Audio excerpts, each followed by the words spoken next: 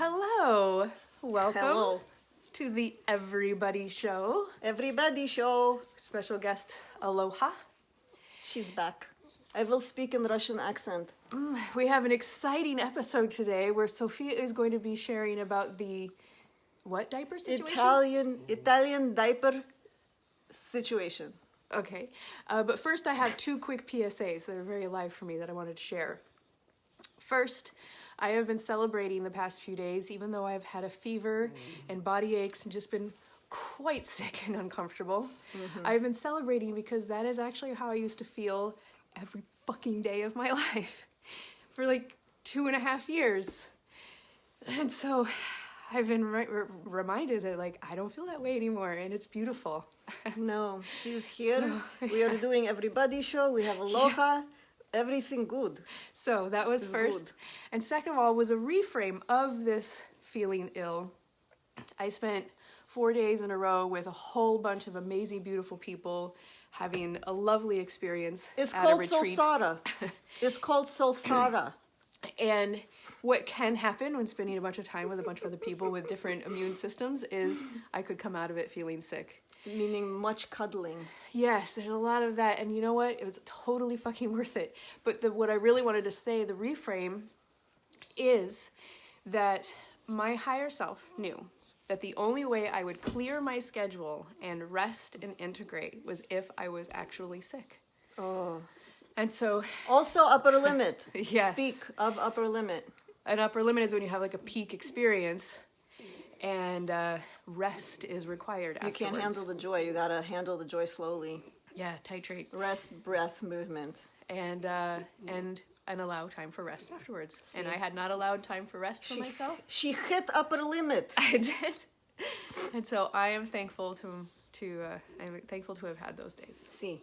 So. And she okay. She sat right here next to me. She not lick my face. I said no lick face. You don't lick face. No. Okay. No face licking. Aloha lick face. Yeah. Heather not lick face. All right. So I am excited to hear your story. Please. Okay. Commence. Okay. So not many people know that I was actually born in the Soviet Union when it was still communist in 1978. And a month after being born, my parents, myself, my grandparents, and my uncle, we skedaddled out of the Soviet Union as Jewish refugees and began our adventure to the America. And my mom likes to drop stories sometimes, and they're freaking amazing. So Mama told me a story today. And first she, of course, described how awful I was as a child and how I both could not cling tightly enough to her and I couldn't be more independent. And so she said that when I was hungry, that I didn't cry, I roared. Roared. I'm trying to imagine an infant and roaring. she said, when I would hear the clinking of the, spoon on the pot in Italy, this is in Italy because we had to live in Italy for a while, and it's cold, she said, that I would start roaring. Like, roar! That's what like she 6 said. months old at this time, or do you know? I'm 1 month. 1 month at that I'm point. 1 to 2 months, Oh, right? wow. I'm roaring. Or 4 months, she said. I'm roaring. So that was hilarious. And then she described the Italian diaper situation.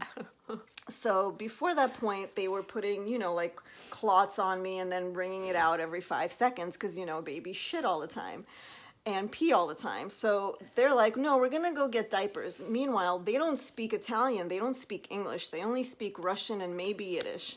So my mom goes out to the marketplace to pick up diapers, and she is trying to, describe them or mime to them what a diaper is. And she's pointing at herself. So the people are thinking she needs diapers. that she needs some kind of absorptive material. So they give her a sanitary napkin. Oh. And I don't know if you know, but back in the day, sanitary napkins were basically pillows. They were monsters. They were so freaking huge. Was that the kind that you had to wear like a belt with? Or is that at least post-belt? I don't even know what adhesive situation. I don't even, Okay. I don't even know what you're talking. You don't know what... When pads used to be held up with belts, women wore belts. Holy cow! I don't know. I didn't know that. I don't know. That's what I'm crazy. Maybe I'm thinking about nylons. So So maybe I was born in the 70s, so me too. So maybe, oh my god, that's hilarious. So they give her a big ass sanitary napkin. And she doesn't know any difference, so she thinks that's a diaper. And I don't even know how she got it on me or how she used it. But she said that she was going around with me and Dad, and you know, they go to change me, and people are looking at her funny, and they're like, "What do you have on your kid?" Like, that's that's used for menstrual blood, and so that's the diaper story. What kind of so basically we're talking about crazy shit that parents have done. Whew.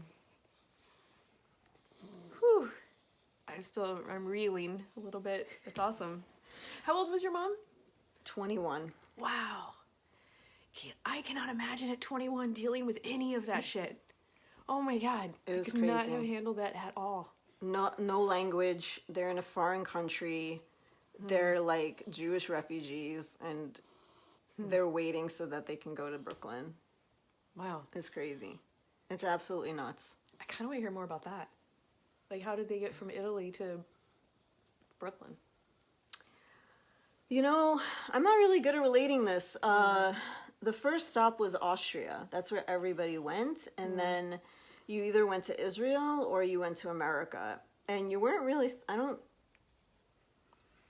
know. We were refugees. And then we go to Italy for a while until they get the paperwork ready. I don't know. It was pretty, it's intense. Like, I'm going to have to write a memoir. It's intense. How do you fuck up as a mom? What stupid shit have you done? Not like royally fuck up, but I mean just silly stuff because you didn't know. I'm trying to access something. And what's coming up right now is just a funny story. Something that Ainsley said that was really funny you grew once. up in Alaska. Like, there's got to be crazy stuff. Yeah, I'm feeling unfortunately blank at the moment. So many crazy things.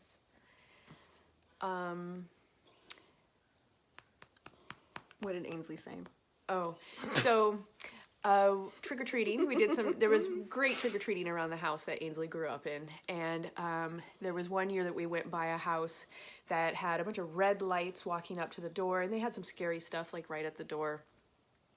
And Ainsley must have been 3 or 4. So she spoke well, but still said things wrong sometimes. And she was in the back seat, and I was talking to somebody who was in the passenger seat. We were driving, and then Ainsley was like, "Hey, Mom, remember when we went to that whorehouse?" And I went, whorehouse? She's like, you know, with the red lights? I'm like, what? And then I realized, oh, you mean horror house. Horror house, Horror sweetheart. is hard to say. It's very hard to say, and so that's why we enunciate horror very clearly in our household. That's hilarious. Because Ainsley thought I took her to a whorehouse, and I did not. That's freaking hilarious. And I had to explain that very quickly to my friend. Tell us stories. Tell us, if you're a parent, the weird things you've heard done and that were done to you, because that would be fun. Yeah. Oh, here's another one. So my mom's telling me, she's like, it was really cold in Italy, and they would swaddle me and like wound me up real tight with blankets. And she said, and it's freezing in the apartment.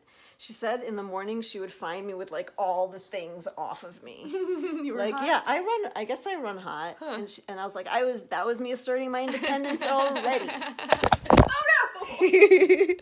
Oh no, what happened? Okay. Sorry for losing that. I think that's a sign. That it's time to go. Shit. Uh-oh. Yeah. Hi. We love you. We're gonna finish now because Bye. clearly we're best. We love you. Bye.